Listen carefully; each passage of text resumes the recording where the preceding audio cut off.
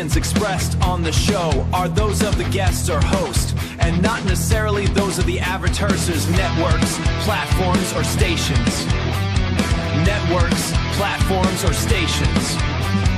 Warning that the content of the show may not be suitable for all audiences and that viewer discretion is advised. The show does not intend to provide medical, legal, or financial advice, and viewers or listeners should consult with the professional before making any decisions based on the information presented.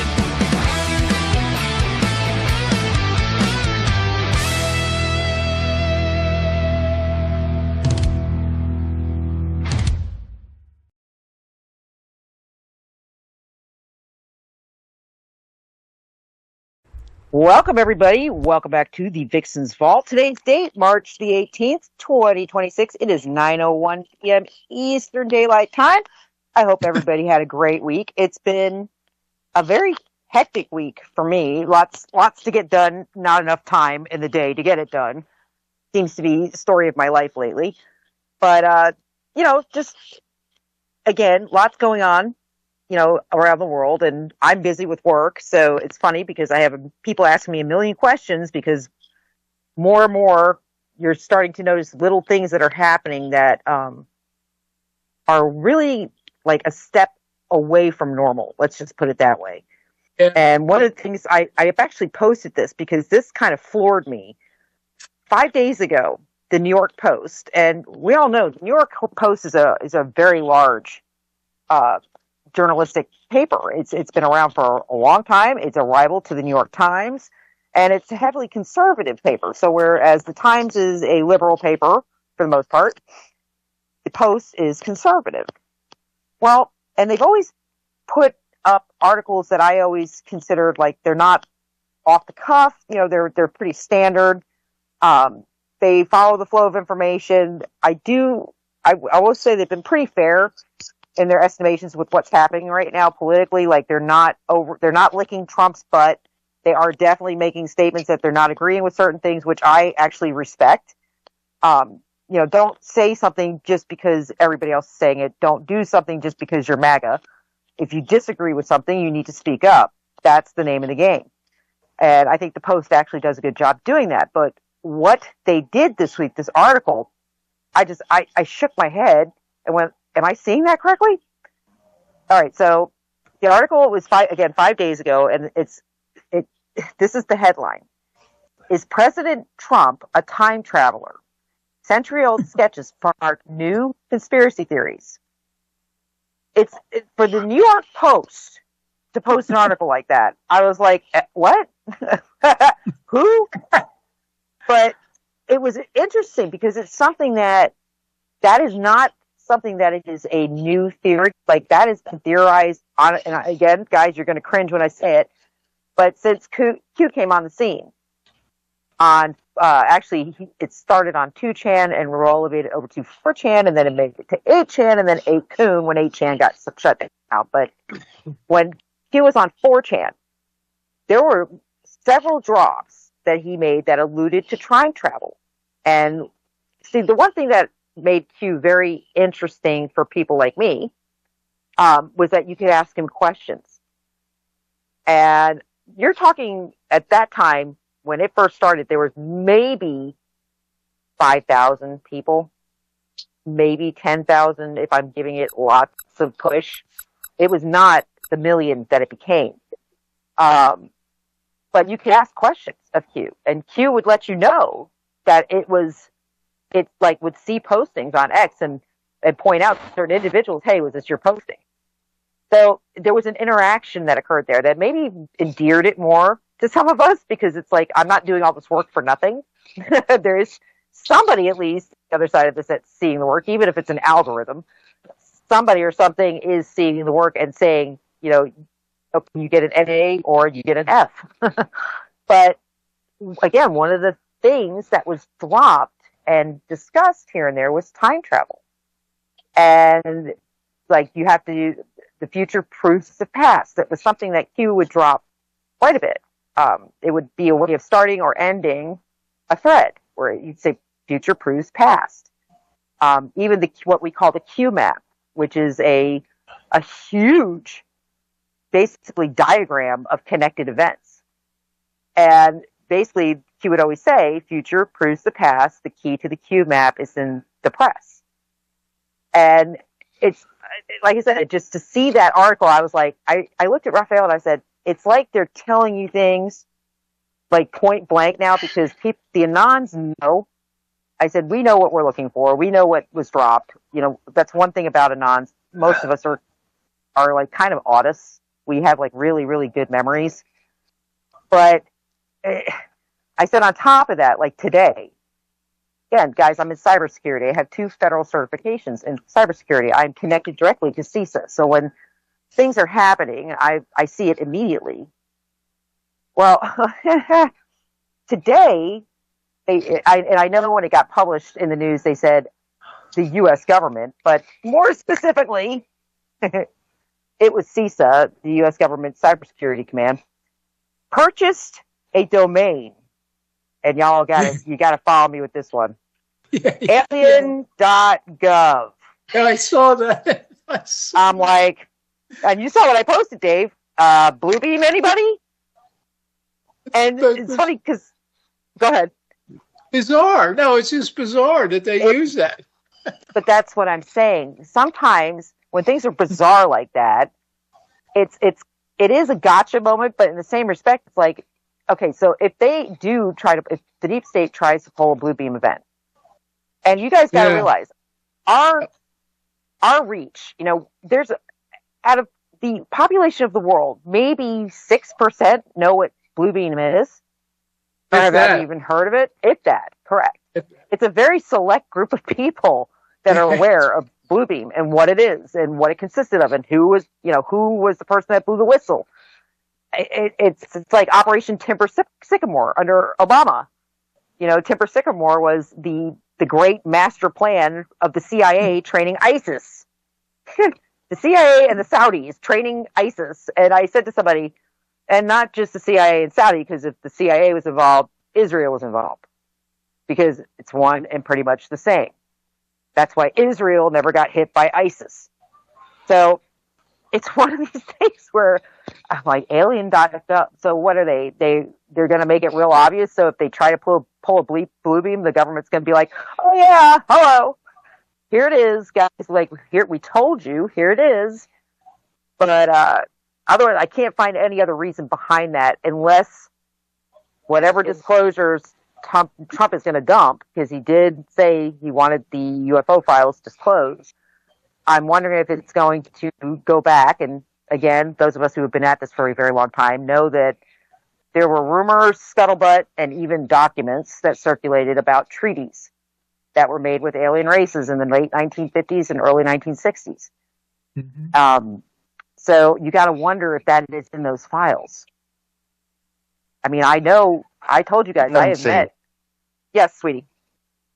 Nancy. I see another reason for purchasing or for mentioning such a domain: public relations. Oh, but that's trick. Yes, but it's a marketing ploy, absolutely. And the funny thing is, like I said, I see this everything is happening right now, and I drive Raphael nuts with this, because he'll say, I mean, he wants to, he's ready to hang Trump, and he gets all frustrated. I'm like, I'm telling you, it's a game. I am telling you, you are watching the most masterful game of 5D chess I think I've ever seen played in my life. It's not literally. I've never seen anything like that. I mean, it's everything little, and I told him tonight, I don't care if, here's the thing. The way I look at it, Trump's willing to take a bullet. He is willing to do many things. He had his reputation destroyed and lost a huge chunk of his fortune in the 4 years he wasn't in office. And people forget that. The man has proven he's willing to do whatever he has to do for this country to get it back on track. And if that means he takes... up for it. Oh my God, would you let me finish what I'm saying, Ralphie, before you get nasty and cocky? That would be really nice. Thanks. Nasty and cocky? Okay. Well, yeah, you cut me off to say that, so stop. But, the way I look at it is, he's already taken the knife, Okay, he's already given up part of his fortune. He's already done multiple things that put like a huge target on his head. Huge. I said to Ralphie, I don't care if he ends up going to jail at the end of this. I don't care if he breaks the law. It's not Trump that I'm not addicted to Trump. What I'm addicted to is what we need to get done, what the Anons have been trying to do for 10 years now. I said, which is expose the world government's corruptions, expose the pedophilia rings, expose the human trafficking, expose the money laundering, expose the theft. These are the things that we've been after for 10 years. I don't care how it gets done. I really don't. I really don't. I do not care. I just need it done. And right now, it's getting done. Because now, you not only have the Anons who know what has been going on, you now have the left doing our job for us. They're basically parroting everything we've been saying for 10 years. Why? Because Donald Trump is triggering that. So I'm like, I don't, you know what? If he's going to take the knife to do this, then so be it. But it's kind of like with the Q drops. When I said it in the very beginning, it is a psyop, but not the way you think. Because you would have to be really freaking stupid to give people like they gave the information that they gave to research it and it's accurate. You would have to be really stupid. So, and it would be the backfire of all time, because what's happening now? The entire world is becoming aware of the corruption. That's what's happening. I would personally support this stupid part that you were talking about. I honestly believe that they are stupid, and like even with Trump, I think you're making him out to be a lot smarter than he really is. All these people are stupid. I think he is a genius on certain levels. I think in business he's a real genius, but I think he's surrounded by people that are incredibly intelligent. Well, I mean, a lot of them have really shown to be stupid, though. You know what I mean? Yep, and they've shown to be corrupt.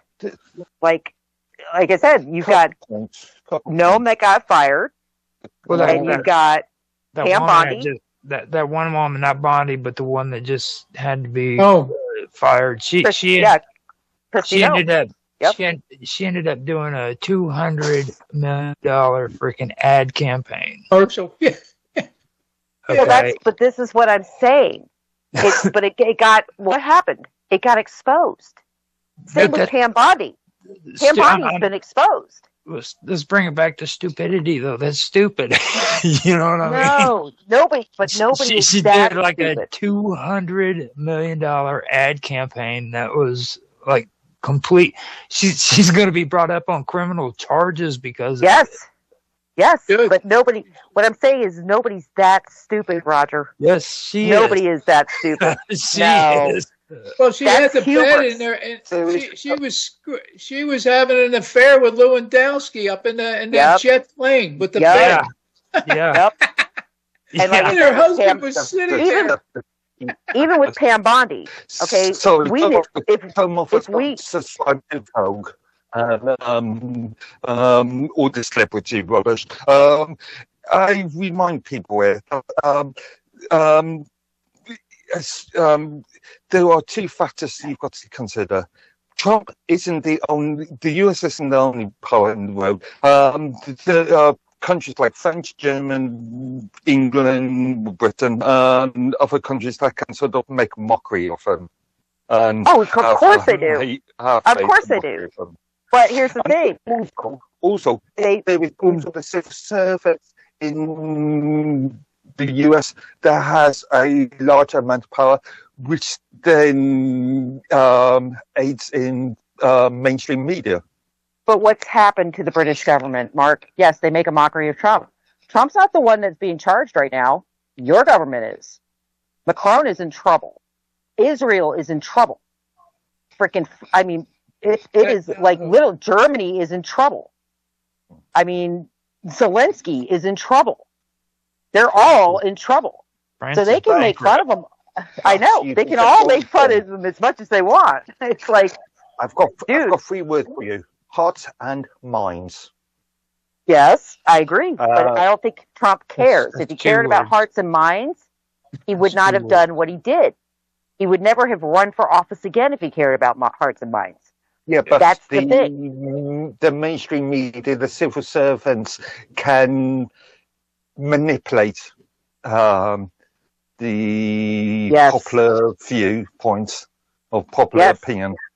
I agree. And I also have to bring something else up, and this is fact. And again, people can go look this up. There are still 463,000 sealed indictments that have been in there since 2019.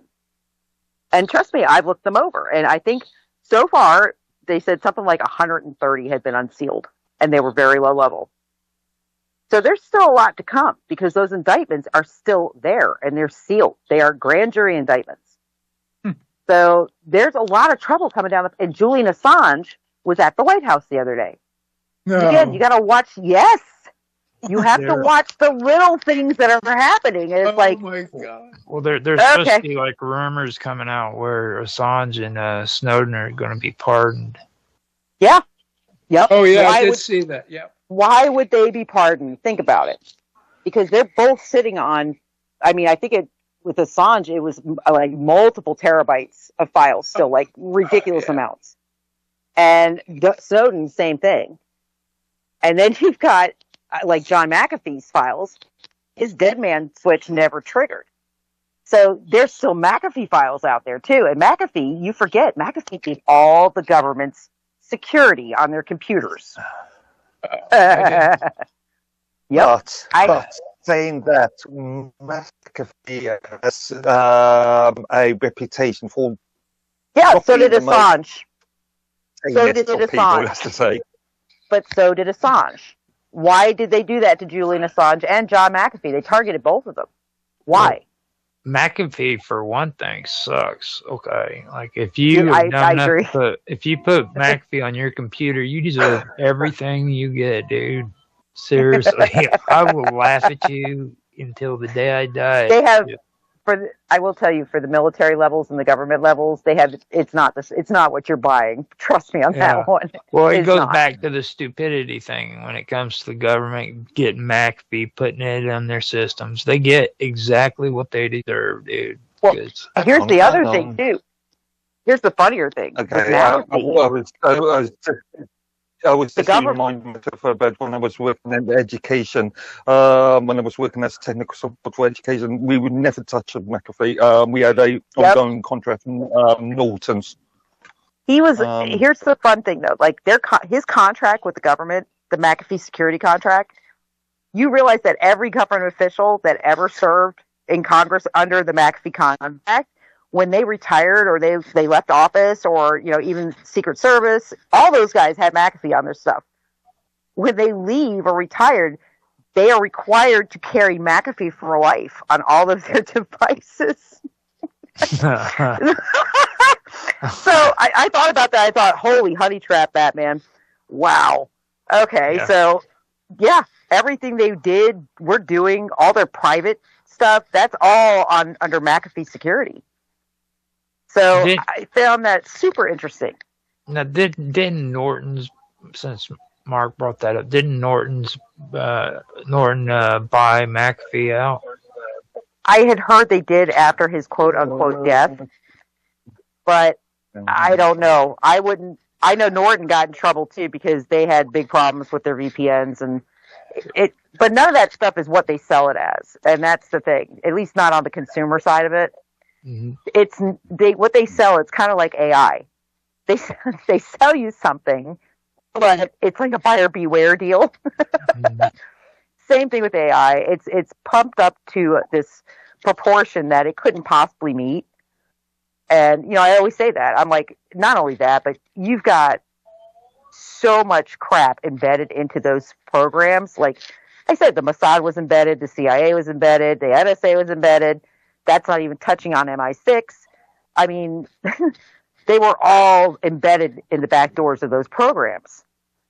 So it was like, I point that out too. Back in 2016, all of the, literally, they hated Trump. All of the software guys, everybody hated him. Why? Why did Trump have a target on his head? Actually, it was 2015. Why? Well, it was because of the San Bernardino Valley shooting. And the shooter had an Apple iPhone. And I'll never forget it, where they were making this big deal about how it was so encrypted that law enforcement couldn't get into the phone. And, oh, this is horrible. They were never going to be able to get into the phone. And it turns out, and Trump, he's on the campaign trail at that point, goes on national TV and says, well, I don't know, somebody give Israel a call. We know they're in there. I'm not joking. Go look it up. And that's what kind of, like, all of a sudden people are like, oh, wow, okay. And suddenly they got into the phone. Israel was embedded in the Apple systems. And again, if you're in cyber, you knew that. You already knew that. But, I mean, I think China's embedded too, actually. But it's kind of interesting that, he did that. People forget. And they had this huge, like, round table meeting in D.C. about Donald Trump because he publicly basically outed Israel. Oh, yeah, just give Israel a call. As far as I'm aware, the U.S. Governmental contracts, when it comes to back end, relies on two things. They rely on Microsoft services, or Microsoft servers. Yep, which is another joke. They also rely on Red Hat Enterprise. Yes, yep, they do. And, there's another one. It's Red Hat, and I want to say Black Raven is the other, but it's very interesting because no, I thought it was Black Raven, but I could be wrong. But again, it's a system where it's so corrupted, and it was corrupted from the day it started. Do you really think they're going to let the internet be the wild, wild west that they told us it was? That they kept pounding us through the press that it was? Oh, the internet's so dangerous. Do you really think if they wanted to, they couldn't control all these, like, scams that happen on the net? They couldn't control your banks from being infiltrated? Of course they could. Well, I mean, I don't even agree with that. I tell everybody the way they've done the internet today, man, is just a complete freaking scam. Okay, like everybody's all big on like www, and Mark Edworthy always tries to connect CERN with the internet and stuff, and it's like, just to be more specific, we're talking about the web, not the internet. No, I'm talking about the internet. I'm not even talking about the web, dude. I don't even care about the web, okay? I'm talking about the internet. Okay? I think, honestly, the internet was, on the consumer side of things, I think the internet is a trap. I think the web is, it's a gigantic data broker. Mm-hmm. And there's no way keep your information safe or secure. They sell your information. Are you kidding me? It is very valuable. And it's like everybody has something on their computers, and it's called the URL. Okay. Yep. And if you really want to get technical, like, these people don't have to do anything freaking technical and all freaking highly freaking advanced to track you. All they got to do is figure out what your URL is, and they got you located, and they got you. They just got to ping it. Ping it. Your internet provider provides you with a freaking host address. Everything is connected. That they can tell you exactly where you're at, dude. Yep, right down to like within like feet of where your device is connected. It's so true. I mean, that's been around. I've been able to do that since 2004 or 5. I had a hacker teach me how to do that. So yeah. All right, I got to take us out to our first break, though, guys. It's already 9:24. All righty. When we come back, first, before we go to break, I want to apologize to Rafi because I did kind of rip his head off, and I am super uncomfortable and just was really, really harried trying to get on the air. So I do apologize to you, Raphael. But when we come back, Oh, stop it, Roger. We're going to come back. Oh, God. Let me get us off air for break. We're going on break, folks. I'll talk to y'all in a few minutes. We're on radio break. Thanks, Roger. I was on time. I was on time till I wasn't. Oh, now I gotta put everybody on mute because Raphael does. I didn't realize he actually left. I have to go apologize to him. So give me a moment. Wobbly's in chat. He's got. Yeah, I know. I've been seeing his comments. He has a CNE, and a master's in communication technology. Yep. DNS servers. Microsoft's upset with network administrator or engineer. CNE. Yeah. But the best thing about Wobbly is in the mornings his weather girls. All right, that's Telemundo weather girls. Where is Raph when we need him? I'm sure he would have made a comment about that. But anyways, the only thing I see a flaw in his weather girls, I've yet to see a Telemundo. Yeah, I've never seen a naked one.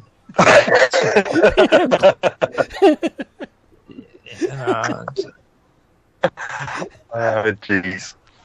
It's like, and then that what is that shopping network? What's the deal with that?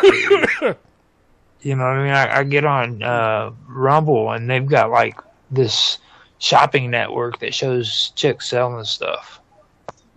Yeah, guys just go in there watching it. I'm like, are you serious? They do. They watch it. Maybe that's what we. Well, I've been kind of thinking about that actually. Maybe. Which one shopping network is that, Roger? Because I've never heard of it. It's on QVC. Rumble. Oh, QVC. Oh, is that right? Yeah, they just live stream QVC and show the women selling merchandise and stuff, and people just get on there and just watch it. And I'm like, oh my God. Yeah, Roger, maybe that's something that we should do. Get sponsorship from that network. Yeah. Oh, yeah. You could. Oh, yeah. Now, Wobbly did have a Miami Swim Week. Oh, that'd be cool. On air. Okay, yeah. I've got to work on animating my stuff a little bit better to do that. You're never going to get real girls, over on the left or right side. On the, well, for the stream, I always use the AI arts and things like that. It comes up on the left and right hand side. One is behind the chat. One's on the other side of where we are.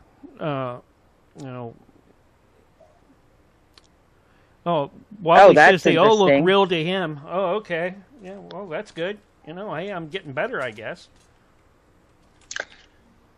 Okay, so my big question is do you think the original Wonder Woman was the hottest out of all of them? Yes. Linda Carter? Linda Carter was freaking built, man. She was built. That's what I'm talking about. See, that's a consensus right there. I actually think Gal Gadot would have made a better Star Sapphire than Wonder Woman. Yeah, I actually agree with that. Believe it or not, I know what you're talking about. How's main squeeze? But anyways, here's your countdown. Look out, cats, dogs, and kids. 5, 4, 3, 2, 1, and you are back live and on the radio side right now. And we are back. Welcome back, everybody, to the Vixen'S Vault. It is the 18th of March, 2026, 9:29 p.m. Eastern Daylight Time.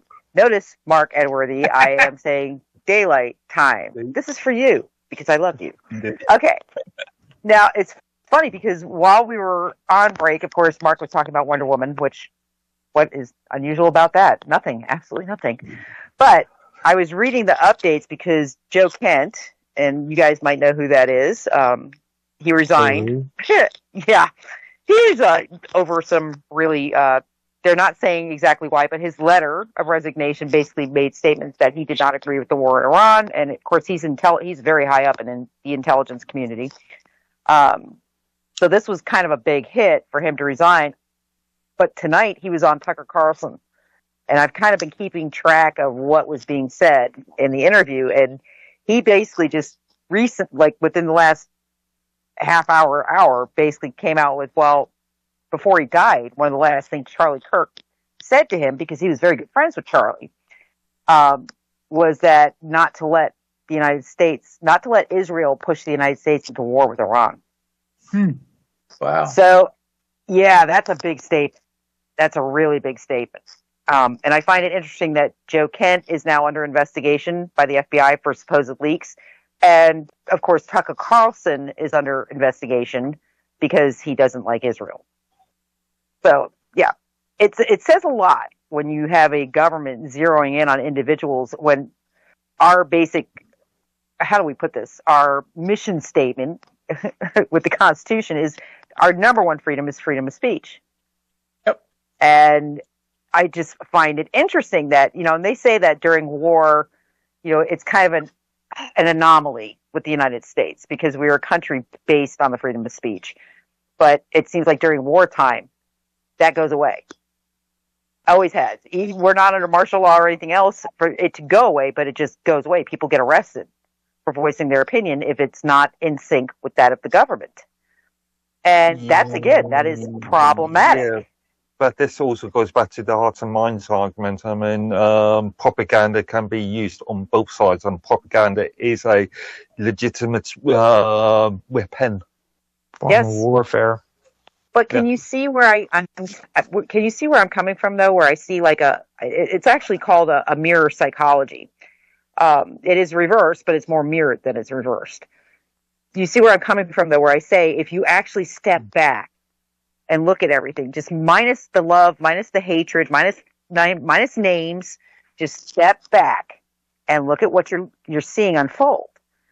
You're seeing the press immediately focus on anything Trump says. If he likes it, they hate it. If he hates it, they like it.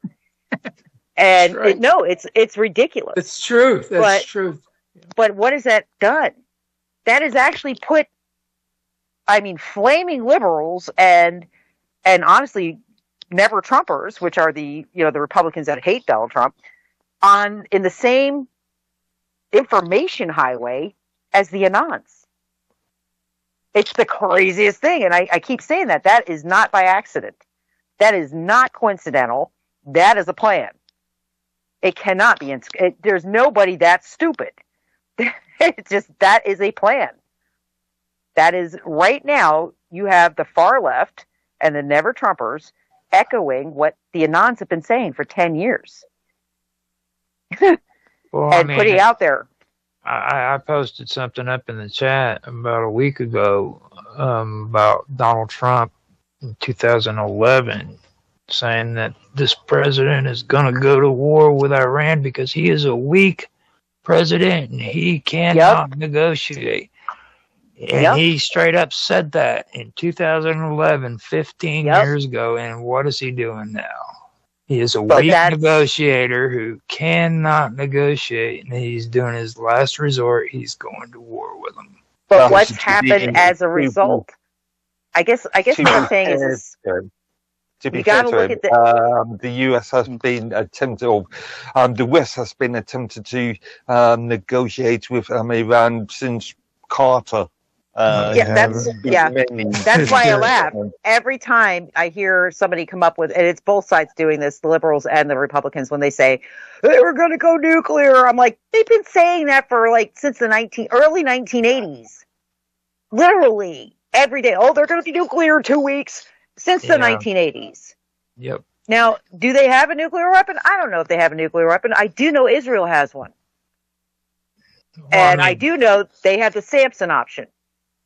It's been general knowledge. It's been general knowledge that they were doing research in nuclear. Weapons. I mean, and people are playing it off like it's some new thing. Like, oh my goodness, that's what I'm saying. That's what I'm saying.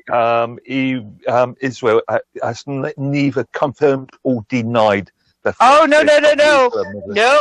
no, Mark, you got to pay attention to the news more, because Trump did a press conference earlier this week, and not so accidentally told the entire world that Israel has a nuclear weapon. Yeah, as far as Israel is concerned, they have not themselves. Yeah. As far as Israel is concerned, as far as they're concerned, the Iranian people need to not rise up against their own government. As far as Israel is concerned, because wonder what door that leaves open. If the Iranians don't rise up, who's going to go in there and crush the government? It's going to be Israel or the United States, and that puts the Iranians under a rule that is not homegrown. That's what I'm saying. Their tactics are so obvious. It's like, come on now, don't rise up. What the hell? Why? So you can go in there and crush them like you did Gaza? The same government that you planted. Okay, cool. We trust you. Not really. The thing that really gets me about here recently that really popped up is all of a sudden, after the stuff with Iran started, these supposed conservatives, which I call neocons, they started putting all over the alt media, oh no, be careful, ISIL's back, and they're going to be doing terrorist freaking activities on freaking, and it's like, it always seems funny that every time freaking there's something that's going to be happening that neocons are involved in, ISIS or ISIL shows up. But what did I say at the beginning of the show? That's why I said that, because ISIL is the product of Timber Sycamore. Right, exactly. Which was under Obama. But they never showed up, and it just seems odd to me that Donald Trump bombed Libya one time, dude, and they just vanished for all this time. Yep. All of a sudden, here they come. Yep, that's what I'm saying. And you want me? The most messed up part about that whole deal is they were only decapitating mainstream media journalists. Yes, I know. Really, really, really openly. Mainstream media, also this weird simplistic language comes into play. ISIS is the only terrorist or the only threat as far as the mainstream media, U.S. mainstream media is concerned. No, that's another problem. Hamas, irrelevant of Hezbollah, irrelevant of the other cells. Well, see, it's that Saudi Arabian prince that ended up murdering freaking the journalist because he freaking found out all that stuff. That got buried. It got covered up. And you know who did it? It was the neocons. But here's Mark actually made a really good point. Oh, they're focusing on the Levant. They're focusing on ISIL. And they're not looking at Hezbollah. They're not looking at Hamas. We never hear about Hamas anymore unless it's the commander that got killed. And that is the press. But think about it, guys. We have even bigger dangers. We've got the cartel right on our southern border. There's a lot of crap going on. In fact, there was a lot of movement there this week. A lot in Mexico. We have Cuba with a lot going on. They have no power in Cuba right now. They haven't had any power since Friday. Had a full grid failure in Cuba. And literally last night, a 6.0 shaker right off Guantanamo Bay. And I keep saying these are not normal shakers. These are they're very, very shallow. And that's not normal. It doesn't matter if it's on a ridge or not. They're not supposed to be that shallow. So there's so much more going on here than you think. And I keep saying, I posted something the other day about the conscription because they're talking about the draft again. And I was like, guys, I don't know any generation that dealt with the draft who actually liked it. Name one. None of them were yay. At least in Britain, World War I, all the sort of patriotic fervor.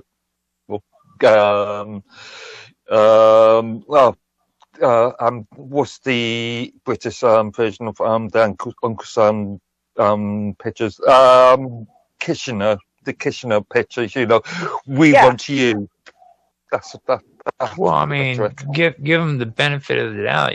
When you got freaking bombs coming down out of the freaking sky on top of your buildings, you seem to get a little patriotic. You know what I mean? It happens that way. So you really. Britain was never attacked internally. I think our draft is being put into play because of our borders. I think it's here. We don't need soldiers overseas right now. Okay, we don't need boots on ground.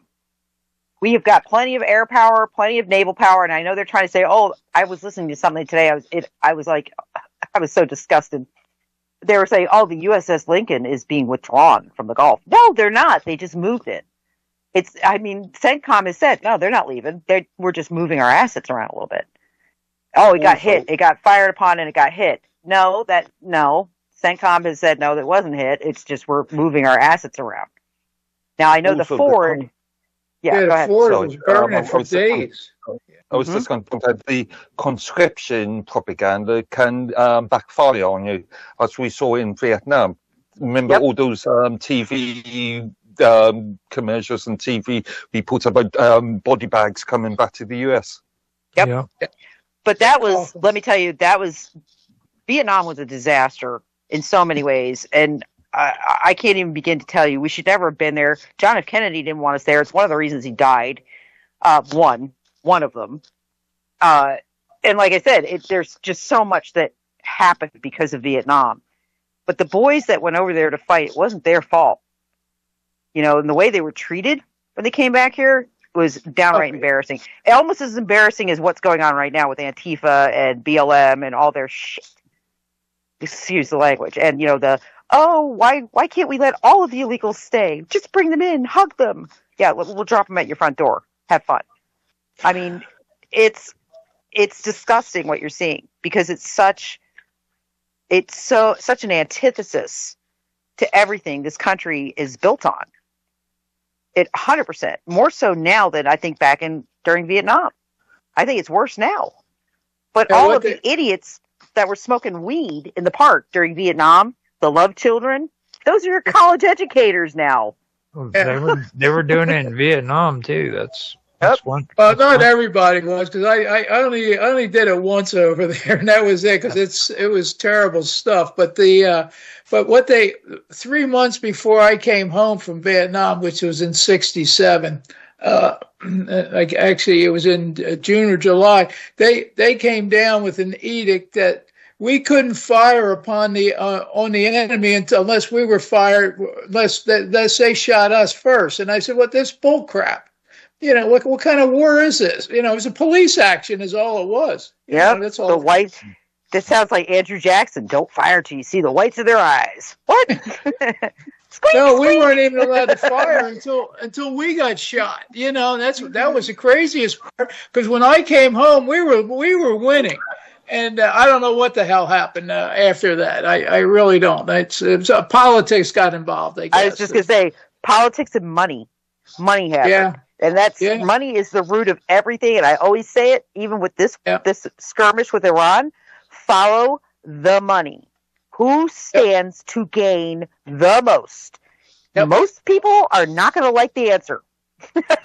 They're going to deny it. And I can tell you, I have friends right now who are furious with me because I'm like, they keep saying, you're not looking at the facts. I was like, no, I actually am looking at the facts, but I'm looking at them from all different angles and all different cultures. So I'm not just listening to what you're saying, which is parroting whatever the press is saying, which is parroting whatever the government's saying. No, I'm not listening to that at all. I'm listening to the people over there who are saying Israel is a hot mess right now. Their people are literally protesting all over the place, and they can't get out. That's the fun part. The Israeli government has locked their people down. They are not allowed to leave. Oh, go look it up. Oh, they don't like Netanyahu. I'm surprised he's still in control over there. I guess he's in control. He might not even be in the country right now, from what he has missed 14 security meetings. 14 security meetings in a row. He's probably not in the country. Yeah. Well, they keep saying, well, he released a video. That's proof of life. And I'm looking at the video that they released, not the first one. AI. Not the six-finger video. The second one they released in the coffee shop. And they keep saying, well, this is an AI. And I'm looking at it going, oh, no, that is not a, that is definitely something jiggered with that, because it's way too clean, way too clear. And the movement of the camera, if it was a cell phone, it would be more grainy. Yep. It was like 4K on crack, and he was like almost superimposed. And then it was so clear. And then I'm like, wait a minute, I'm looking at the background. I'm like, wait, it's not syncing. Like, his movements are not syncing to the background. And it's funny because I've actually put it through like an AI program to see, hey, could this be a fake? No. And it tried to explain off to me. Well, here's again the problem. I was in paranormal investigation. You have got to know audio, and you've got to know video and pictures. You have to, because it's the difference between a hoax and not a hoax. And I'm looking at it going, no, that's a deep fake.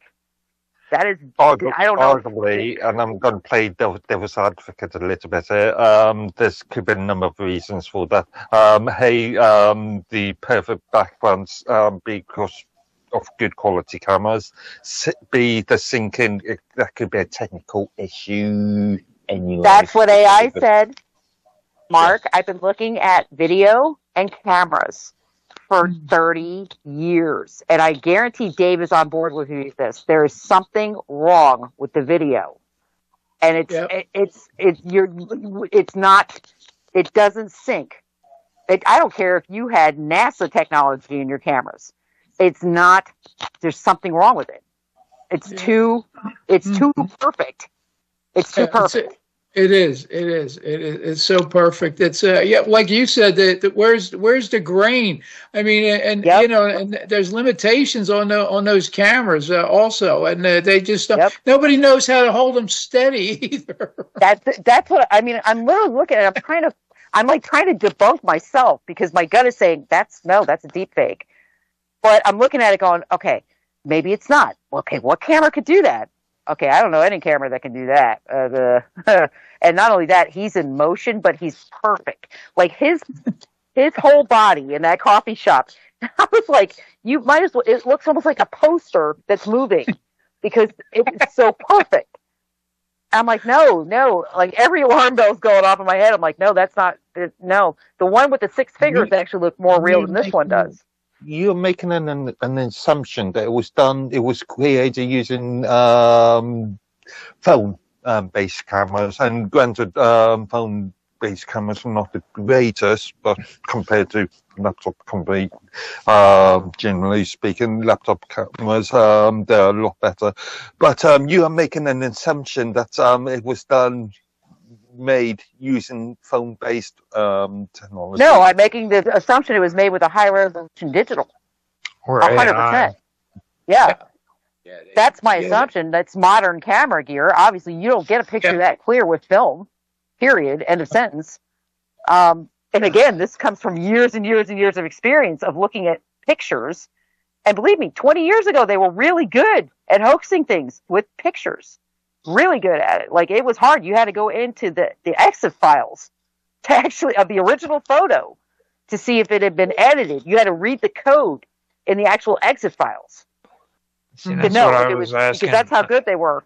That's what I was asking Dave before about, because he was in the photography, if he had ever done that before. Like, because I know that whenever you wanted to try to debunk a photo or something, you always go in and check out the code. Remember, EXIF data can be stripped, can be modified. Yes. And as soon as you post it, it's stripped. That's the thing. I had a photograph published in National Wildlife magazine about 5 years ago, and it was cropped. And when they published it, when I submitted it, it was I submitted a crop image, and when they published it, they had the full image, and I said, well, how did they do that? So they went in there and shrunk my picture down without the crop. Yep. And That's that was 5 or 6 years ago from some stupid magazine, you know. I mean, a worldwide magazine, but still, they have good people. And, like I said, they've gotten really, really good at it. And I mean, people don't even understand how good deep fakes are and how hard it's like impossible to debunk some of them, especially the video ones, because they know, because of people like us, Dave, people who know what they're looking at. They know that we're going to start looking for different indicators that are based off of techniques that are decades old. Oh, yeah. So they know now what to do to try not to trigger, you know, it's not going to show in those indicators. But it's like I said, when you're looking at something that is more perfect than like professional videos, like made for way too perfect.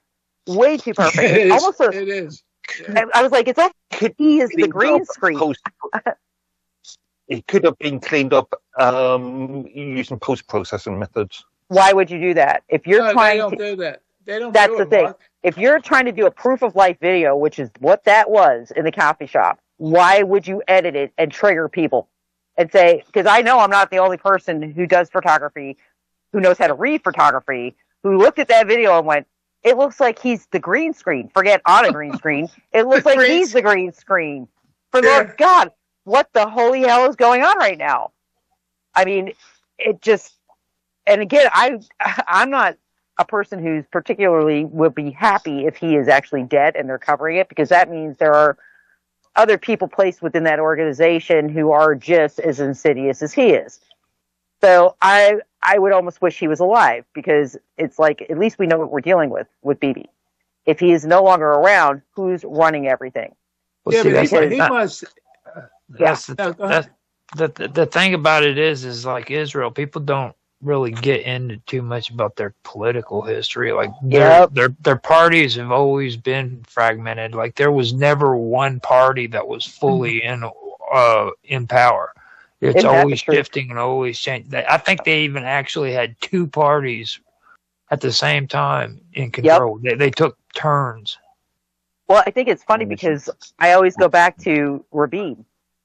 And I always say, you guys have heard me say it a million times on the show, I go back to Yitzhak Rabin. And I say, you know, that man succeeded in heralding peace in that region. And his own people assassinated him for that. I mean, he was like the Jesus Christ of Israel. You know, they took him out. It was a Jew that shot him. And he successfully had peace with the PLO. He had successfully pulled the Jews out of the settlements in Gaza. They had pulled back. And, that didn't last very long. He gets assassinated within a week. Bibi Netanyahu's in power, and we have settlements in Israel again. And then he says, oh, they started it. They started it. They lobbed stuff at us, and everybody takes his word for it. But if you look at the history since then, he put Hamas in power. Not long after that, supplied them, gave them money. I mean, just gave them everything they needed for power infrastructure, and then says, "Oh well, boo-hoo, they turned on me." They didn't turn on him. I have always said that. The leaders within Hamas, there were people like in Iran right now. There are people in leadership in Iran that are Mossad. It's the same thing with Hamas. There are people within Hamas that are Mossad, and they're decision makers. And I know that for a fact with Iran, because what happened last week? We had two, not one, two IRCG. One was a commander, one was a general, that did what? They ran to Tel Aviv because they were doing what? They were moles. They betrayed Iran. In fact, one of the guys was responsible for multiple assassinations of Hamas figures within Gaza, because he would go over there as a friend. And I see it. All right, guys, I got to take us out to our long break for the evening. Hang in there. When we return, do some researching while you're on this break. Look up what I was saying, because I'm not whistling Dixie, guys. Be back in just a few minutes. I don't even know how to whistle. Oh my God, Roger! Come on, again? Again? Yeah. Oh, I mean, you were still doing it. Oh my goodness! Dear Lord. right, guys, give me a minute. I gotta get a Powerade. You gotta I have let me clear. I gotta wet my whistle. Okay. Are you gonna bring Raph back? Go in there and you kiss his ass. Not literally, please. I mean, I don't know. That might actually get him back on the show. If she did. He's playing Fortnite right now, most likely. Yeah. Give him a chance to jump onto the video game. That's what it is. I know how that works. Yeah. Freaking. I don't, like I said about that whole Iran shit, I don't buy into any of that because, like, freaking, first of all, if they cared so much about it, you know, Ayatollah being killed on the first day of freaking bombing would have been all over the freaking news, but not one single media outlet even put it out. It's like... Right, you're right. I think in Britain there was, I know, alternatives like Susie did, but I think GP News did, or Talk, or one of those mainstream. I think the only one I've heard of, if you know what I mean. The only one I heard that put any of that out was Al Jazeera, I believe.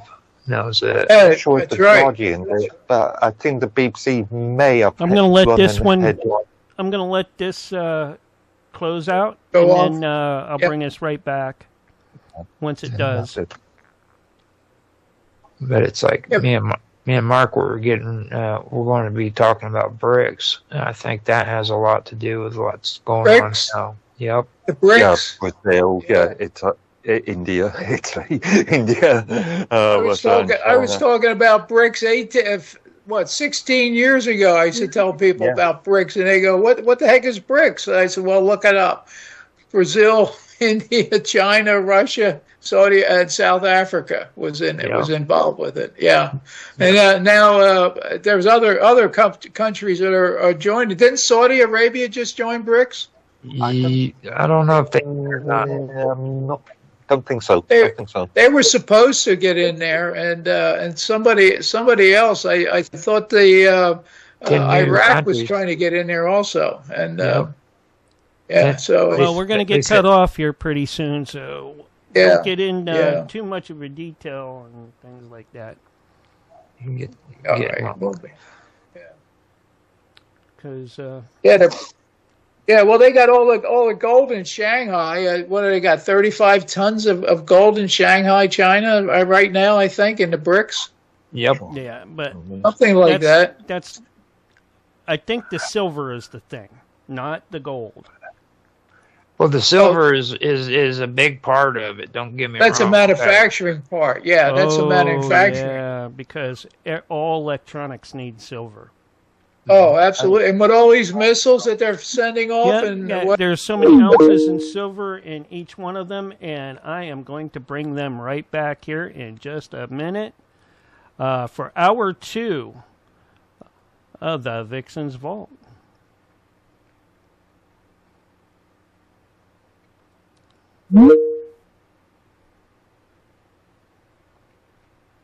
That room ran out.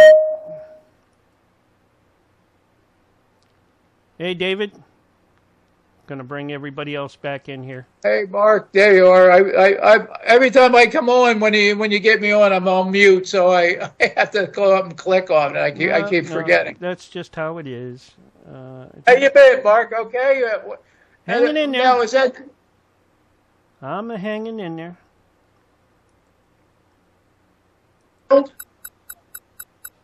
Texas? Was it in Texas? What's that? The Air Force Base where they had locked down, where 2 people were shot. Couple times. One person was. Just yesterday and today or something. I saw in the news. I haven't heard that, but I'm sure it will come up.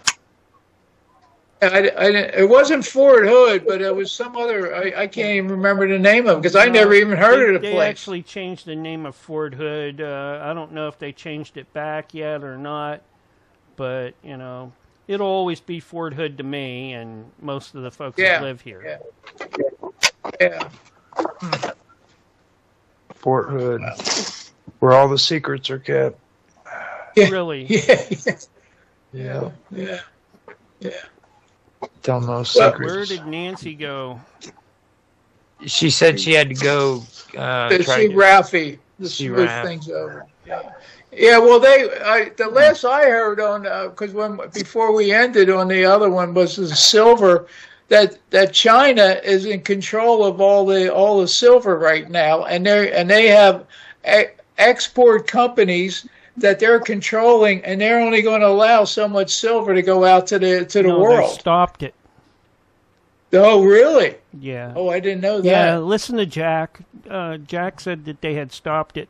I don't know if they've opened it back up again yet or not, but I heard it was stopped. I have to do some. I have to crunch the numbers on that one. Because China isn't the only player in that game. Yesterday so, it was. Do some research. Yesterday it was $80 an ounce here, and it was selling for like 102 over in I don't know, in the Far East, the Mid East. Yeah. No, maybe it was the Far East. It's down to like 77 right now or something like that. But well, it was 75. So I mean, someone's flooding the market. Yeah. Is how they. I mean, silver's always like that. Come on, Nancy, we're gonna. No, we got about 2 minutes until we. Better call her. Let me see. I am calling her. Nancy, you gotta go, Nancy. Like literally call her, Nancy. Nancy, you listening? Freaking! Oh my god! The stress.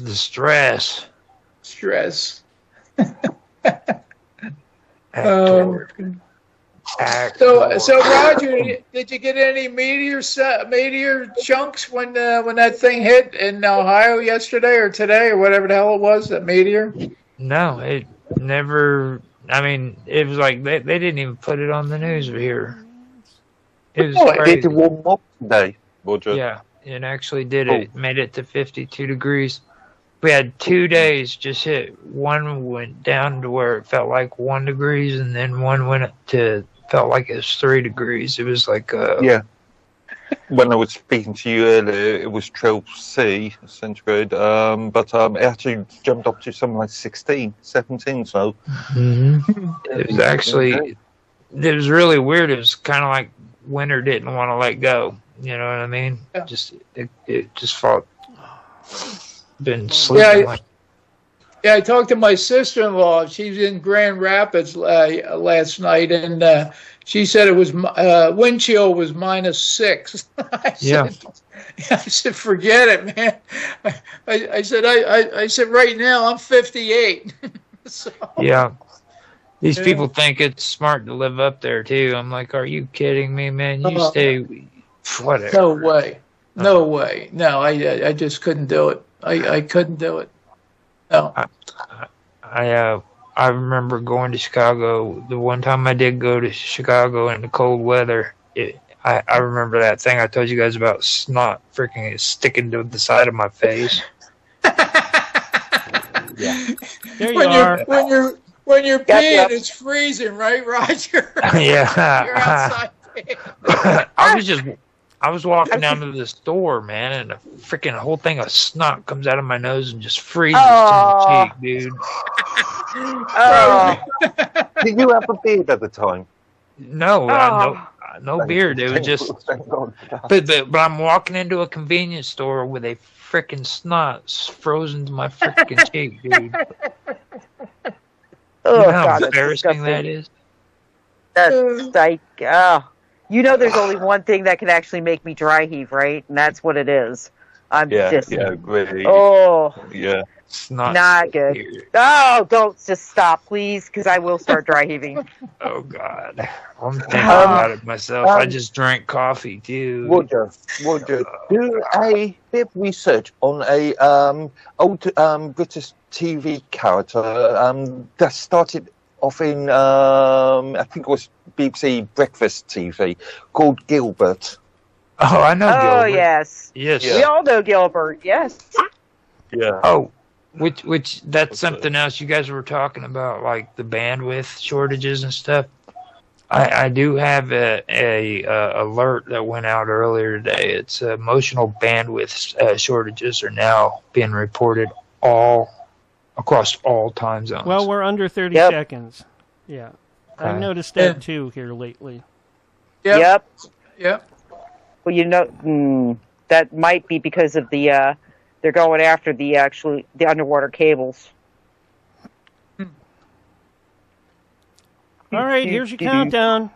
5, 4, 3, 2, 1, and you are back live and on the radio side for the second hour right now. 10:05 p.m., March the 18th, 2026. Yesterday was St. Patty's Day. I hope everybody enjoyed it. Not a lot of celebrating, I think, this weekend. Usually they do it the weekend before, but I think it's more so this weekend than it was last weekend. I see a lot of advertising for events this weekend. Just kind of sucks when St. Patty's Day falls in the early part of the week or the weekdays. And Mark, do you guys even celebrate that over there? I was talking to Roger. We had a stream on the weekend, and I was saying that really we don't really. It's really a US sort of an American Irish thing rather than a British Irish thing. Don't really hear about it that much. Well, yeah, it's like the Irish Mardi Gras. I mean, it gives them an excuse to go out to a bar and get really, really, really, really, really, really hammered. And actually, in Tampa, they actually dye part of the bay green. Every year. Yep, like they do it every year. River, man. I've actually seen an Irish documentary of it. Ireland does celebrate it, but they don't do it the same way we do. Like that, we use that what's that meat they use where they put it in the freaking corned beef. Corned beef, yeah. Well, instead of them using corned beef, they're big on potatoes. Oh, because of famine. Yeah, from the famine. Yep. The Irish potato famine. Yep. I'm just wondering, is it popular in both North Ireland and the Republic of Ireland? I think it may be more popular in the Republic. I don't know. It might be again, too, because you guys forget, because of the Irish potato famine, a lot of those Irish got on boats and came here and to Canada. Yeah. So, I mean, that's actually when we had the biggest influx of Irish immigrants was during the potato famine. So it's, it kind of makes sense that it would be more celebrated over here than over there. I guess that it does make more sense to me, especially the way it's celebrated, because I know it is like a huge party over here. Arguably, this is one reason why the Union won the American Civil War, because as soon as the Irish came off the boats in New York, they were signed up. I got to tell you, they were treated like, it's an argument I always make when we talk about reparations for slavery. And I get real quiet. I'm like, y'all need to look into what was called indentured servitude here in the States, and mainly the Irish were involved with the indentured servitude and the Chinese. And it was worse than being a slave. At least a slave had a roof over their head and got fed. And Italy as well. Yeah, it was bad. I mean, the Irish were treated really badly. Really badly. One thing I do have to clear up with Mark is I did do research on the Christmas tree in Ireland, and I was wrong. It was actually influenced by Queen Victoria's German consort, which was Prince Albert. I thought you were. That's a Nordic thing. The tree. And Prince Albert, just so everybody knows, is a piercing on the weenie. Oh Lord. What made you go? Oh, God. That's what it is, dude. That is. I know, but you're making me have nightmare memories. I didn't even know. I didn't even know, dude. It's like I found that out, and I was like, "Oh my God, I bet you that's the same guy too." It's a very intricate piercing. And trust me, when it gets infected, it is not pretty. Oh God. Oh yeah. Like I said, what the heck would make you go look at that? Ugh. Well, I gotta tell you guys. I didn't look at it. Please don't. I was just talking about like a Christmas tree. It's for, I've got a real aversion to tongue piercings. That's another one. Yeah, that's even worse. That's another one. I've seen some. Let me tell you guys, if you saw what I saw when I was working as a medic, the tongue piercings, the nose piercings, the clitoral piercings, and the Prince Alberts. Oh yeah, I had a young friend who actually had a little bell on her clitoris. Oh God, that's gonna hurt. She was freaking out. She was like 18, and she had to go for this X-ray, and her mom was taking her, and she was freaking out because she couldn't take it out yet, and it was too new. And she's like, "What do I do? What do I do?" I was like, "You're screwed. That's going to show up on the X-ray, man. You better hope they don't want to do an MRI because you're going to stick to the top of the machine."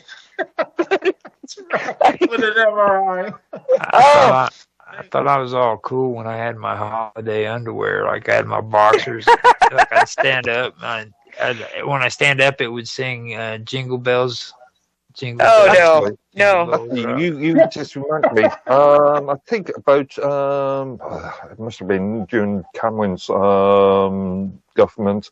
There was a lot of talk. Actually, it was during May's government. There was a lot of talk about female clitoris It's okay, you can say it, dude. And trying to okay, guys and gals, family friendly. Okay. My point is that that there was plans to actually outlaw these cosmetic treatments because it was dangerous, and it actually kills the nerve endings. I mean, it's like nipple piercings do that too. People don't realize, you get that done, and 10 years from now, you're going to have some problems because it actually kills off the nerve endings. So it's like, that's what I said I remember telling my friend that. I was like, like 10 years from now, that's going to be a super fun problem to have when you're having sex, but just letting you know, that's probably not the smartest move you've ever made. Well, see, the best thing to do in that situation is you take your fingers and you put them up on the nipples and you just rub them in a circle. Oh, Lord. Enough. Oh, wow. Mark's going to kill us all. I thought we were going to talk about UFOs this week. I'm trying crying out loud. That way. Not unexplained things that could happen in bed. This is all identified objects, Mark. Oh, not necessarily. But moving on from that, I did actually go in and take a look at what's going on with some of the different networks right now. And like Facebook is down. Claude, it looks like a lot of the AI platforms are having big problems. Claude is down. Right? Oh, yep. Wow. Insta is down. Grok is down. X is wavering. Microsoft Outlook's down. Alexa's down. Oh boy. LinkedIn is now wavering. Vanguard is down. US Cellular is down. What They've been hacked? Is it hacked? I don't know. This looks like there's something corrupted within the AI platforms. That could be a hack. Oh, the others, GitHub is now down. There goes GitHub. GitHub is the hacker's toolbox. So maybe in the US, but I'm just checking Facebook and GitHub, and Facebook's okay. Hold on, it's going to okay. Facebook is down in the northeast of the United States, and a little bit north of me, like Central Florida. Let's see here, and what is the main portion of down? 37%. It's their feed and timeline, and 23% it's the login. And the rest is like minor, like uploading and stuff like that. But 17% can't use their app. And it's still on the climb. So more and more people are going down. That could be a problem with a hub. But let me see here. It could be a CDN. Therefore, it would be an Amazon AWS issue, wouldn't it? In these all Cloudflare. Look at this. Almost all these AI programs are all having issues in New York, specifically. Look at that. Yep, there goes Grok. Grok's New York. Yeah, that's weird. I mean, it all seems to be centered into the Northeast United States. Amazon Alexa, let's take a look where she's having issues. Yep, New York. That could actually be that could be a bigger problem than we think, actually. Because normally when it starts like that, it spreads very quickly. Vanguard. Let's take a look at Vanguard. Again, it more than likely it's a Cloudflare issue or potentially AWS. It's more of a CDN issue, I'm guessing. Again, I know one of the things that has been talked about, if you go into I follow Tech Times, lots of different tech programs or tech websites and stuff to see kind of what's going on and what people are thinking, because our problems here are not necessarily the same as they are overseas. And I will tell you that with the bandwidth, that has been an ongoing problem for about 2 weeks now. And it seems to throttle and then release, then throttle, then release, then throttle, then release. But one of the things that Tech Times was postulating was that it's because they're going after the underwater cables that link the Middle East to Europe. And then, of course, it comes across the Atlantic Ocean to the States. And I thought, you know what? That actually makes sense. It's not the first time I've heard that. Because if you really want to cause chaos, disrupt those links. Disrupt those underwater cables, because that is the connection's not. Everybody thinks the connections are through the air. No, most of our connectivity is underwater. Yeah. So it's it would be very, very devastating. Even the lines that come through the Straits of Hormuz, really bad if those lines get hit and taken out. So. Yeah, the only people that really get by air signals are probably government officials. Yeah, everybody else, we're stuck on the underwater cables, unfortunately.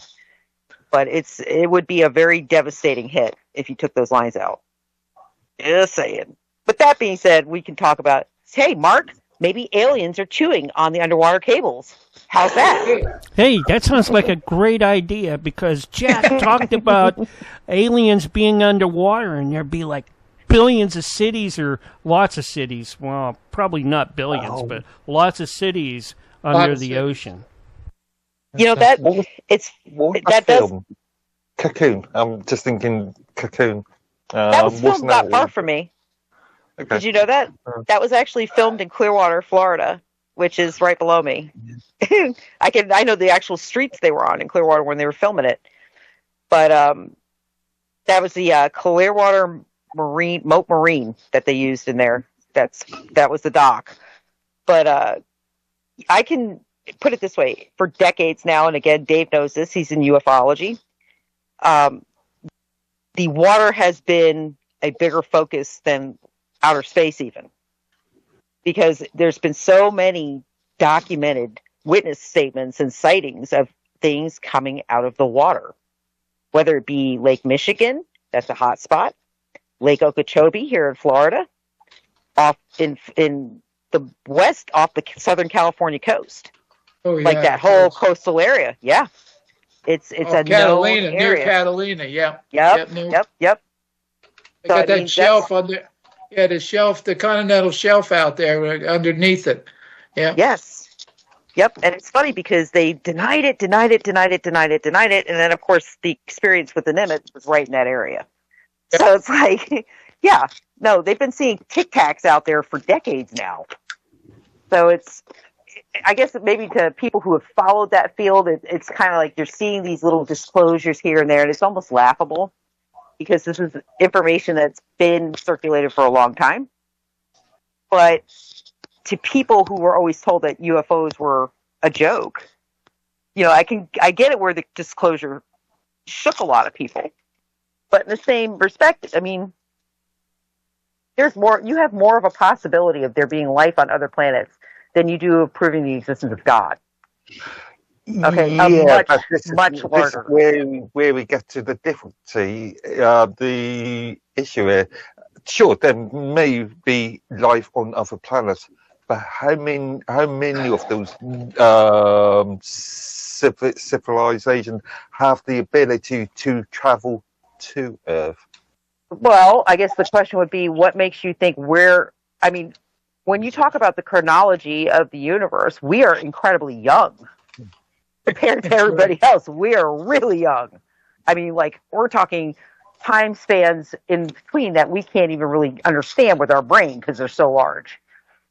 But to say, and this is why I've always said this, with the science community, the educated community, has always kind of done this arrogant thumb the nose up at the thought of other civilizations that are probably way beyond us as far as intelligence. Because it's like you can't get your head around it. But then if you think about it, if you stop and sit back and say, wait a minute. I mean, we are like in our infant stages. I mean, below kindergarten. Yeah. Kindergarten. I mean, we are really young.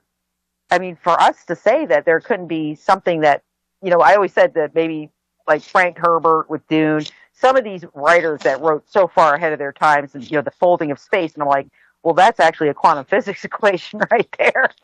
So how did he know that, you know, 100 years ago almost? It's like if the information's there, and if we're capable of thinking of it, what makes you think that something that's been around trillions of years longer than we have isn't way past that already? Well, it's just like Morris Jessup. You guys remember him, don't you? Mm-hmm. He's the one that came up with the underwater base theory for Malibu. I think it was Malibu underwater alien base. And the weird part about him is, like, a lot of ufologists are real suspicious about the way he died because they said that he committed suicide in his car and from carbon monoxide poisoning. There's a lot of people who don't think that's the way it happened. Well, and you've got modern people, too. When you talk about the underwater theories, you've got people like, you know, again, Catherine Austin Fitts, who has been very public lately on her campaign to expose the fact that we have underground cities that are way advanced, very, very much more advanced than the topside cities are. And, you know, they're capable of doing all these things. And you think to yourself, well, if that's the case, then, you know, if that technology is available to us, you know, humans, these young, stupid creatures that we are, what makes you think there couldn't be something living under our oceans that's been there since, you know, way longer than we've been around? And I've always... Also, something that occurs to me is there's the sort of lifespan of a civilization argument. Sure, you could argue that at one point there was civilizations that had the ability to produce such technologies, but who's to say that these civilizations still exist? Wars happen, disease happen. I agree with that, but I also would think, who's to say they didn't integrate? And who's to say they didn't leave behind traces? That's why I've always said things like the Vatican Vault really annoy me. Even the Library of Alexandria really kind of annoyed me because they weren't, put it this way, they weren't there for all. They're there for a very select few. That information that was stored in Alexandria and in the vault, they're not, general population as a whole is not given that information. Why not? Why not? If it's just information according to our history, what are you so afraid of us finding? Why are those documents not available to us? Also, there's the argument that sure, that information may be out there, but it may not be, or people might not be able to understand it. It might not be easy to translate. Okay, but again, isn't that a bit arrogant? Because I can tell you that, you know, again, translation sometimes doesn't come from the experts. Sometimes, some of these translators, especially Egyptian, the cuneiform, I thought that was very interesting how that it was actually some of those codes were broken. It was by people who were not experts in the field. They just looked at it differently. And they were correct. It's like there's no Rosetta Stone that unlocks all world languages. But in the same respect, there are patterns to everything. It's just a matter of how you view those patterns and whether or not it's correctly stimulating in your brain. You know, it's just like I get again, it's very frustrating to me because we are arrogant. Humanity as a whole, we are a very arrogant species. Very arrogant. On the opposite side, you could argue that it's arrogance to believe that you can translate. Why? Why is that arrogance? If it's because correct, you were saying that you have the ability. You know that you've got the ability. Oh, not me. No, well, I can't. I was going to say personally. No, I have a lot of. I'm very good at pattern matching, but when it comes to that stuff, yeah, no, I could never sit there and look at cuneiform all day long trying to figure out what it said. I would probably hang myself, to be very honest with you. Gotta go out on a break. Oh, that's right. I'm looking at the time now. All right, guys, last break of the evening. We shall return with the completion of the Vixen's Vault in just a few minutes. Okay, now you can talk, Roger. We're on radio break. Oh, I don't want to talk right now. He's thinking about nipples and rolling them in his thumb. Oh, I know what he's doing. God. Really? He's still back there somewhere. No. We lost Roger as soon as that conversation happened. Roger is now in his happy place. Let's just leave him be. Would you go and get a cold shower, please? Yeah, you gotta take into consideration. There was also the Owanesses too.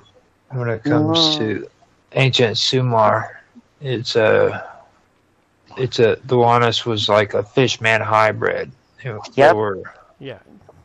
So this goes his like name all was the way Jack, back. right? No, well, Jack is the merman. There's the difference. Well, you said he was a fish guy. Poor Jack. Poor Jack. Well, poor Jack. Yeah. Lord Edworthy wishes that he could be a merman. He walks to the shore whenever he can, and he stares out at the sea, and he says, "Why? Why can't it be me? Why can't I be?" Funny enough, I'm telling you, Roger, you watch too much Japanese yaoi anime. Well, he could all right? be. Stop that. You need to look at Yuri or some of the other kinds. All right. We could make Mark a Fabio merman. That would work. That's what I mean. Seriously, that's it. I haven't swam for many years, but I used to be an extremely good swimmer. Cold weather headlight. We could just do like an abyss thing, amniotic fluid, put it in a mask, and just flop it on his head. Breathe, Mark. Strip him down. Do the Fabio flip. Throw him in the water. We're good.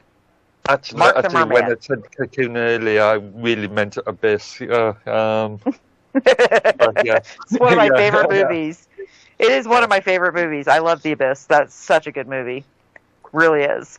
And it was very innovative because that actually, I know that the military has worked on that with the breathable amniotic fluid. And that is a fact.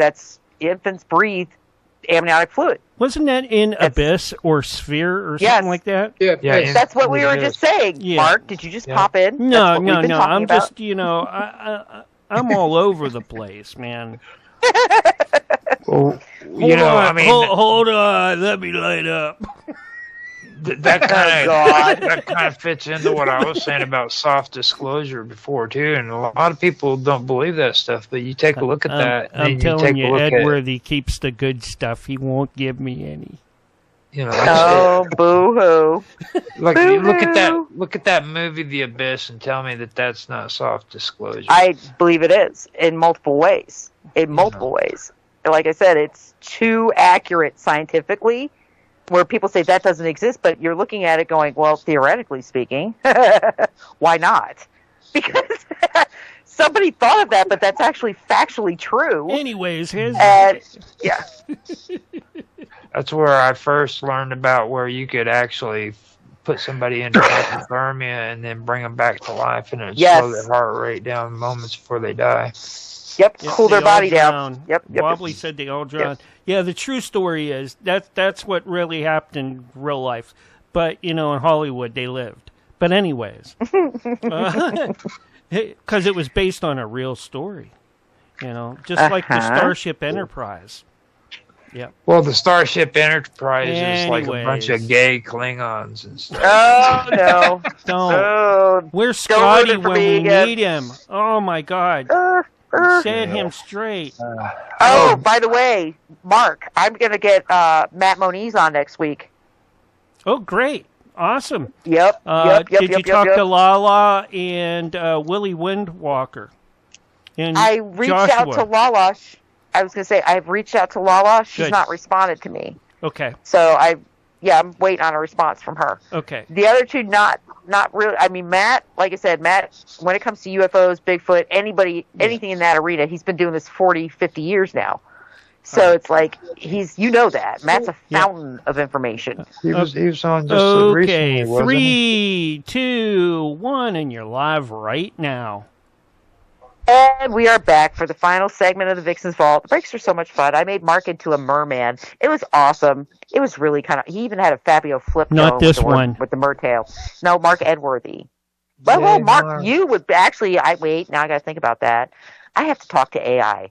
I'm going to make like a little image of Mark as a producer, Mark as a merman. Oh, that could be fun. That could be lots of fun. No. Why not? No, I need not? more hair. Make me into a dog man. He Oh, listens dog to man. ska. He listens to ska, dude. Don't be doing that. You don't want people. No, it's bad enough that he listens. Like, you don't want a merman who listens to ska and hickabilly. Wait a minute. He listens to ska. Mark, you're not a surfer, though. How does that work? My son listens to ska. But, ska I've always reggae. liked ska. The Specials, Sublime, and groups like that, Oh, boy. Yep. Oh, boy. All right. That being said, I'm going to make one final comment. We were talking on the break about self-disclosure in movies, and we were actually talking about the movie The Abyss, which is one of my favorites. And to this day, if it's on, I will sit and watch the whole thing in its entirety. Very well-made movie. But, I wanted to point out, we were talking about, the part where they're using the fluid as a form of oxygen. It was actually liquid oxygen, basically, for the divers to be able to make very, very deep dives so the pressure would not kill them. And the thought process of that, that's realistic, because babies do breathe amniotic fluid when they're fetuses in their sac, in their placental sac. But that being said, too, I want to point out, before this goes much further, we had gills. Humans as a species, we have them actually as we're forming as a fetus. We have gills, and we also have webbing between our fingers and our toes. So the whole mer theory isn't really too far off, because we do have genetic throwbacks within our DNA that show us that we were once a water-based creature. So it's very interesting thought process, though. And actually, that's one of the reasons I think the reptilians could actually exist. And it's one of the few alien, I guess you could say, reported groups that I think I always kind of nod and say, I could see there being a reptilian race. I could see there being a gray race. Little green men, I don't know, unless they're little green reptiles. I don't know.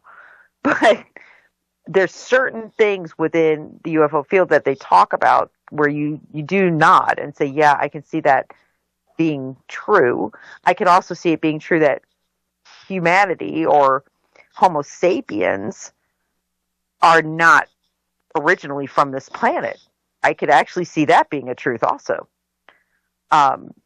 Again, I think it's kind of foolish to not think that in some ways. I think a lot of people kind of forget, too, that fish are not reptilians. You know what I mean? No. And you got, like, two different species, like when it some comes fish, to that. Some fish are kind of it's weird, though, Roger, because, like, some fish, they're not reptilian, but they have reptilian qualities to them. Like, we have some here in Florida that Dave, I'm sure, is familiar with also, that actually walk on land. Yep. They will scare the crap out of you, too. They are ugly. Ugly. Just to set the record straight, I am from Jupiter. Are you ascending? Jupiter, Florida, or Jupiter planet? Whichever one, it's fine. I'm a relocate. No, but we do. We walking fish, and they are freaking creepy and slimy and God. Yeah. Flying fish too. We got flying fish also. Yep, fish with wings. Yep. We have fish here that have alligator snouts. We have alligator gar, which is alligator. Yeah, alligator gar look like fish. An alligator got shoved into a fish. If they really do, they're ugly too. But they're not really. We got freshwater. Got freshwater ones that look just like that. Right. Not pretty animals. It's kind of like I always say that it's like we have beautiful creatures here in Florida. Our ecosystem is really, really very vast and varied, but we have some of the ugliest things you could ever imagine that you don't even expect it. Like you lift up a plant bush, you're like, oh dear God, put it back down again. Did I really see that? Oh my God, that was ugly. Even in the sea, people have this romanticized vision of what's under the water, and some of it is just breathtaking, but some of it's like, oh yeah, no, you need to cook in that shell longer. Just go back in the shell and cook a little bit more. It's the coolest thing you guys have down there? It's something that you'll never find anywhere else, and it's flying squirrels, dude. Yes, we do have, and we have flying squirrels. We have monkeys. We have all sorts of weird. Yep. In fact, those flying squirrels, man. Though them suckers. When I was living there, I used to love watching the trees because they would jump off the branch and they would just glide, dude. I mean, just for forever. Well, I was going to say squirrel suits are actually based off the flying squirrel. Mm-hmm. So that's kind of what they were going for, that construction of the winged arm. That's actually based off the flying squirrel. And they are so cute to look at, but man, they're vicious. They're like, what are they called? Otters. Otters are freaking adorable, and they're all over the place down here. But they are vicious little shits, man. They're not so cute to pet unless they're tamed, because they are just, man. They got some big teeth too, but petting otters, dude. Seriously, much like what we have otters in this country, but much more common down where badgers. Oh yeah, your badgers are like our beavers, aren't they? Are your badgers are like comparative? Oh, I did not. Oh, okay, Roger. Reel it in, Roger. Reel it in. Say a word, dude. I tried. I really. Mark's head just hit the table, right? Yeah. Oh boy. Sorry about that. But I will say too, Roger. We're going to be stuck here now, aren't we? No, I'm done.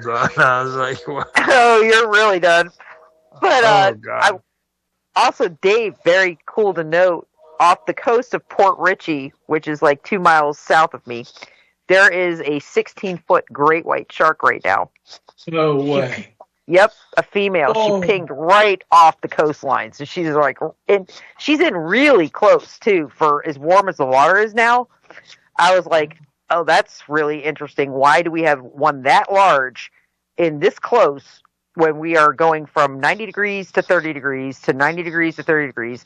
So the water is probably about 68 to 72 degrees, which is warmer than it is for, great whites normally stay in cold water. But, she pinged off right off our coast. I was like, ooh, geez, I'm not going scuba diving anytime soon. Oh, no. Ugh. Yeah, but like I said, it's a cool ecosystem. I mean, where Dave is, he's got buffalo and everything else out there. Oh yeah, we got the Florida bison. Yeah, Yep. Like I said, vast and varied ecosystem. And I always tell people, if crap ever hits the fan, you've got plenty of sources of meat and plenty of sources of flora. So I mean, there's almost everything in your lawn is edible except the grass. So it's like, yeah. It's not a bad place to live if crap hits the fan, put it that way. But as far as like UFOlogy goes, you would think Florida would be more active than it is because of NASA and Space Force, because we have both. A couple of years ago, when the first time I went out and photographed SpaceX, I don't know if I told you guys this, but there was a, and then I put it. I put I put it in the computer. It was a night shot. It was like 1:06 in the morning, and then I noticed this little star. So I kept on cropping and enlarging it on my computer, and it looked like a flying saucer sitting there. And I was telling somebody about it. One of the guys at the next launch, night launch, about a week later, and he says, "Oh yeah, that was probably Elon up there watching his SpaceX go off." Or Elon's car. You forget they launched a Tesla into orbit. It's still up there. I was every once in a while. Technically around the orbit of the sun. Don't worry. Yeah, something like that. But Yeah. I just think it's funny that every once in a while somebody comes up with a meme of like Elon in the driver's seat waving. I mean, don't you think that it'd be horrible? The first vehicle that aliens see of humans would be a DeLorean. I mean, seriously. Oh yeah. Oh, Back to the horrible. Future, man. Back to the Future. Well, Willie launched a Ford Pinto into space, and they rejected him at the at the International Space Station because he didn't have the codes, and they didn't want any of that monkey poo getting in there either. The monkey poo was the best part of the story. Oh. Contaminating space with monkey poo. Oh God. Oh God! You know what? There was something else I wanted to say too. Oh, you guys remember the general that disappeared last week? Oh yeah. He took his gun with him. Yeah, his gun and a couple other like really weird, not standard things, but left his phone home. Yeah. It was really interesting though because I saw something today that made my eyebrow go. Whoop. It was about one of his coworkers who apparently disappeared at the end of 2025, and she was also out on a hike. So, that's right. It's a really interesting comparison, but they weren't working on something in the UFO fields. They were working I think it was a rocket fuel together, and they both have disappeared. And nobody's seen a hide nor hair of them since they've been gone. Like 2 weeks now, I think. Yeah. Yeah, and it's a little different when somebody like of his status disappears than when like a normal. Yeah, she was a scientist. She was part of this project, but she wasn't a general. I mean, it's here we go. I'm looking for the actual article so I can give you. Here it is. Okay, so her name she's aerospace engineer Monica Jacinta Reza, co-inventor of a key U.S. rocket alloy, vanished while hiking in 2025. Months later, Major General William Neal McCaslin, who oversaw the program that funded it, also disappeared. So that could be the connection. It makes me want to dig into what alloy were they working on. Because I thought that, I don't believe in coincidence. You know that. I do not believe in coincidences like that. I'm like, nope. Well, it's not cool. When you start talking about caves and underwater stuff and everything, and then like your disappearances, like that kind of reminds me of Kenny Beach. Snakebite McGee. He ended up talking about that mysterious cave that was in the desert, Nevada. Yep. Tosh Plumlee talked about that. That's so interesting because Tosh was another one who apparently, I don't know if you know who he is, but Tosh was supposedly CIA for many, many, many years. He was actually a podcaster before COVID, very popular. Tosh Plumlee, Plumlee. Oh, okay. And he was very much into the UFO things, but he was also very much into the Native American tribes. And he was in Nevada, and he used to explore the cave systems up there. And he did a whole thing on this where he said he stopped doing it because the last time he was there, this elder appeared out of nowhere. He's like, we're in the middle of nowhere, and we're deep into these caves, and all of a sudden this elderly Indian guy comes out and basically told us that, you know, this was a sacred area and we were not to go any further, and started giving us this history. And he said it was really, I guess it shook them up, because not only did he just kind of manifest out of nowhere, he disappeared after, and he was telling them how they lived in these caves and how their people came from these caves. Mm-hmm. It's a very, very, very interesting story. And I actually had Tosh on one of my shows. He's a really good guy. But he, like I said, after COVID, he just kind of disappeared. I mean, I looked at for obituaries, everything, but nothing, gone. Yep. So weird. It's so weird. I know a couple of people that just like gone. Well, have no idea what happened to them. Beach, he made claims that he did a solo hike near Nellis Air Force Base, and it's close to Area 51, and he found a cave that was shaped like the capital M. And, I've actually been out there. That's the Sierra Nevadas. Mm-hmm. I have. You guys have seen the picture. I've actually been to the front and back gate of Area 51, and we had a drive from Las Vegas, which takes you right by Nellis.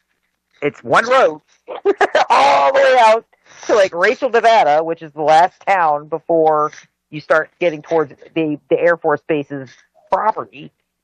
Alien Inn. Yep, I have pictures of me at the Alien Inn, and also at Steve Mesler's mailbox. Oh, is that right? Oh, yes. Yep.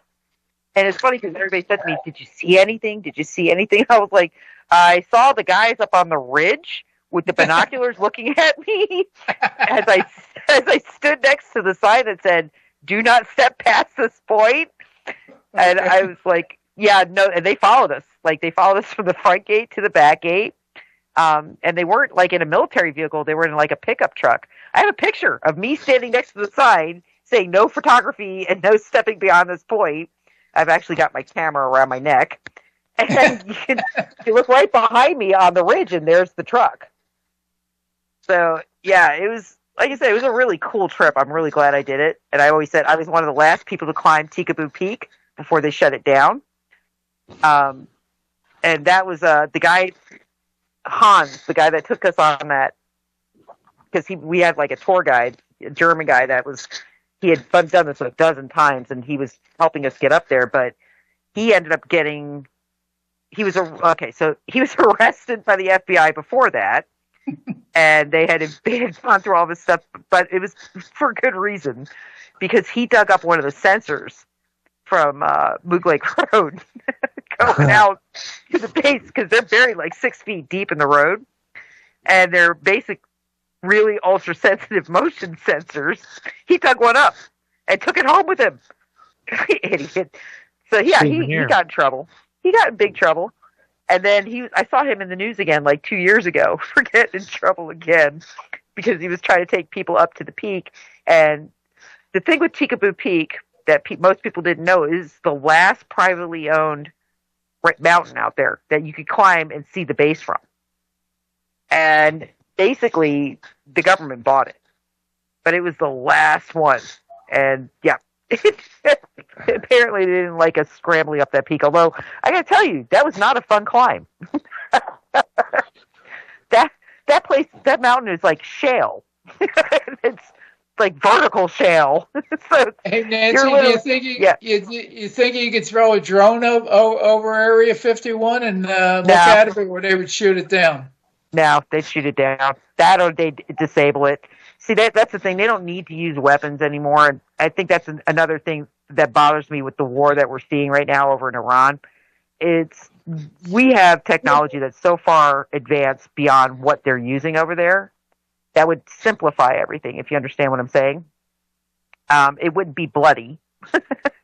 But they literally have like EM pulse directed type weapons where they can shoot a pulse right at a drone and knock it right out of the sky. It'll just die. It loses all power. So, yeah, no, you're not going to get a drone over that airspace. You can't even get a drone over MacDill airspace. Good luck. Because they will pop those suckers out. Would you remind me, what was that British technology that we reviewed last year? That truck then? It was microwave. There's microwave sensors where now they can hit you with microwave energy and like separate people who are like protesting and stuff. If they don't want you too close, to just hit you with it. It's on the back end of most of these armored vehicles. It's just a dish, and they just hit you with microwaves. Is that what they use for in Venezuela? Close, not quite. Those were modulated frequency devices. Mm-hmm. And believe me, what they used down there was child's play for what they have. And I've been saying that for years, but they could cook you like a freaking like a microwave. Microwave chicken, dude. Yep, from the inside out, real quick. But just even like I just popped on this article. I have another site I look after. It's called Artificial Intelligence News, but. Breaking. Someone just open sourced a full suite for tracking satellites and decoding their radio signals locally. You don't even need the internet. It uses SDR to pull weather images and raw data straight from space to your hard drive. 100% open sourced. Now, if we're capable of doing that as regular people with a little bit of talent, what the hell do you think the military is capable of doing? That's what I mean when I say, guys, they are so far past anything we can really kind of get our heads around. It's our AR-15s and all that. That's child's play. They don't need that anymore. And in fact, I said to Rafi, one of the things that I've kind of always thought about is, I know the President of the United States has a kill switch, not just for the internet. He has a power kill switch. I was like, he has one, and so does Xi Jinping. There's one thing that both of us working in IT are aware of. It's one thing to have these technologies. It's another thing to actually deploy them. Mm-hmm. I agree. But they've had decades, Mark. Yeah. I mean, we're talking, Ben Rich talked about this stuff back in the 1990s. And he was Skunkworks. He ran Skunkworks for Lockheed Martin. Tesla talked about this stuff, man. What are you talking about? Ionosphere technology. Like, if you can tap into the ionosphere, you have unlimited potential, dude. Like, you could do whatever you wanted, man. Yep. And like I said, what they did in Venezuela, that was child's play. That was basically showing people, hey, guess what? The technology is there. We're just going to use a little bit of it. So that's why Iran makes no sense to me, unless it's a trap for Bibi. That's the only thing that makes sense to me. When I run it through scenarios, I'm like, this is a giant trap. This is a big old honey trap. Because Bibi Netanyahu has one form of honey, and it's not a female, and it's not a male. It is money and power. That is his honey. And Iran is all about the money from the oil and the power. So, yeah. Not so sure, because I'm looking at things from a wider perspective. I'm thinking of Turkey and Saudi Arabia, but well, Turkey's going to pop off. Well, I mean, I'm thinking of economics too. We were talking on the break when you had to go away about BRICS, okay, and that's a real big threat to a lot of these people who are instigating wars. And who are they going against? They're going against the same members who are members of BRIC. Yep. So. Yep. Let's not forget one of the biggest players in the world, China. Yep. But again, let's not forget that both China and Russia have pretty much sat on their laurels. They've not really done anything reactively, and that should tell you a lot. They're sending arms. Okay, well, that's not really helping. They're not really responding. Well, it's helping them, though. You see, whenever you buy and sell weapons, you make a profit. That's why the United States always went to wars, because everybody knew you made profit during wartime. Wartime profits are amazing. Also, there's a bigger issue there. It's oil. Yeah. The argument that we could be, at least for Europe, we could start seeing. In fact, I saw something about potential rationing in the UK if the Iranian war continues too long. Well, and you guys are in trouble anyway because your biggest oil company over there is BP, British Petroleum, and they are in big trouble over here. So, I mean, they've got a big, their biggest refinery went on strike this morning. They got locked out. That's Whiting in Indiana. And, you know, you can tell, although BP's got a huge profit margin, like they're in the billions in their profits, but they also are in trouble economically. And it's like they're trying to cut these guys' contracts and everything. And it's like, it's not going to happen. You know, the strikers are not going to, the union's not going to put up with it, and I don't blame them. It's for one circumstance where I'm actually in support of the union, because I saw the contract that BP was trying to get them to accept. I'm like, oh yeah, you'd have to be an idiot. I mean, they wanted. Oh, I got it at the end of the show. I was going to say, okay, guys, I got to make this really short. Make this really, really short. Have a great week. We'll talk to y'all next week. We're out of here. Night. Later. Primary objective successful.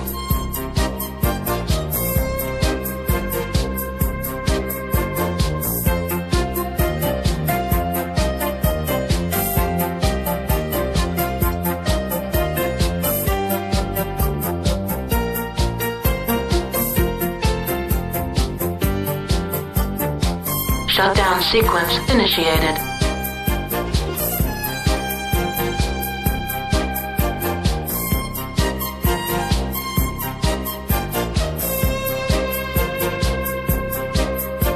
Shutting down.